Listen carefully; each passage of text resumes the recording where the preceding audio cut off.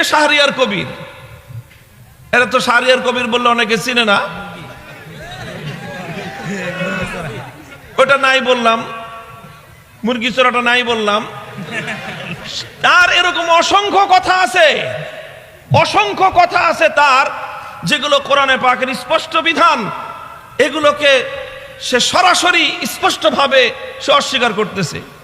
আলোচনার টেবিলে বসে আমার সামনে সে বলে যে আপনারা কোরআনের বিধান বাস্তবায়ন হলে কি করবেন?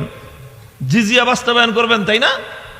উনি ইসলামের কোরআনের বিধান, অকাট্য বিধান, জিজিয়ার বিরুদ্ধে কথা বলতেছে, অথচ সে নিজেকে মুসলমান বলে দাবি করে, আর বলে যে আমি ইসলাম মানি, আহমদ শফির ইসলাম মানি না।